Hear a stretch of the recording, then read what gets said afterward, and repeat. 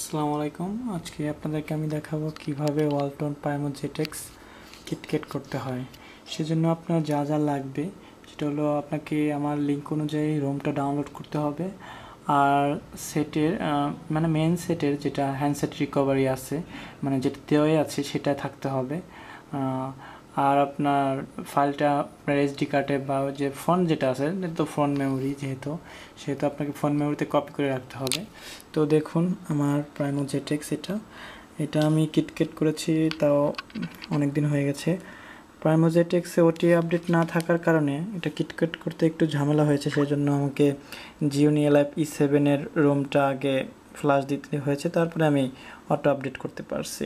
দেখুন এখন আমার সেটে ইন্টারফেসটা অনেকটাই চেঞ্জ এবং কিটক্যাট হওয়ার পরে টাচটা অনেক স্মুথলি কাজ করে।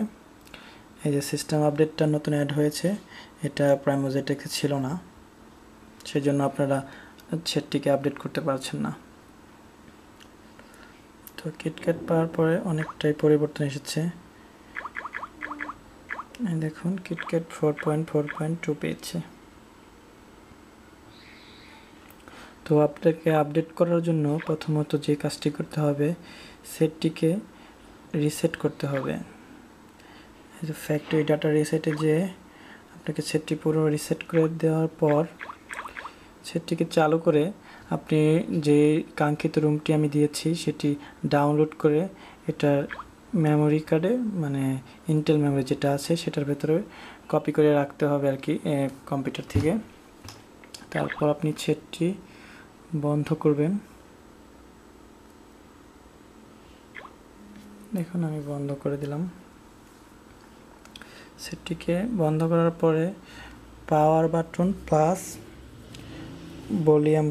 ভলিউম আপ কি আর কি চাপ দিয়ে ধরে রাখতে হবে, যেমন আমি চাপ দিয়ে ধরে রেখেছি। এখানে আমার সেটটি জিওনি স্মার্টফোন দেখাচ্ছে।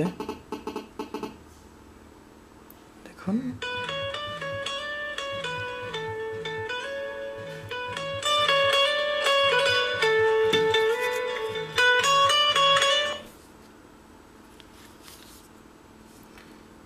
দেখুন একটু সময় লাগছে।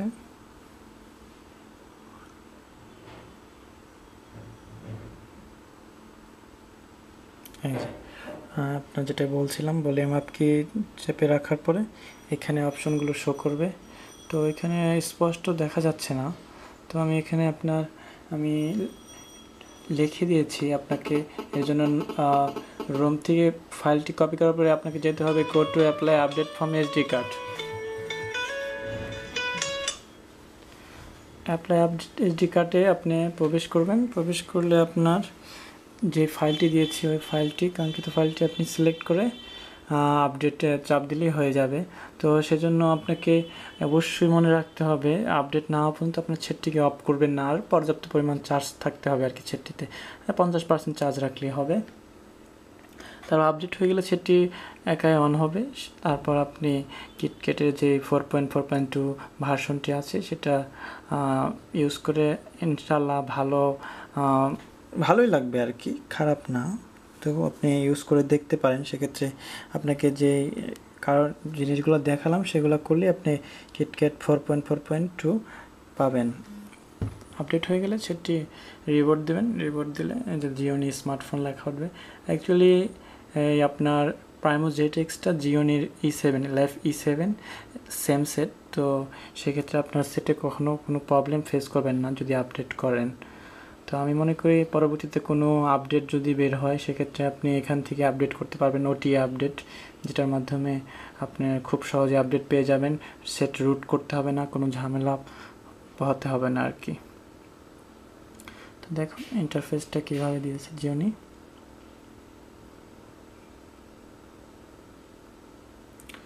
তো আমরা অলরেডি কিটক্যাট করা থাকে, আমি নিয়মগুলো দেখিয়ে দিলাম, আপনারা ইনশাল্লাহ পারবেন, কোনো সমস্যা ফেস করবেন না।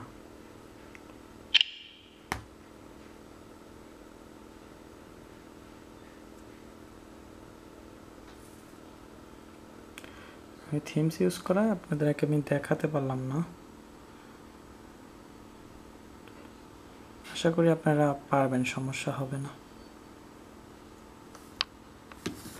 তো যদি ভালো লাগে আমার চ্যানেলটিকে সাবস্ক্রাইব করবেন, খুশি হব।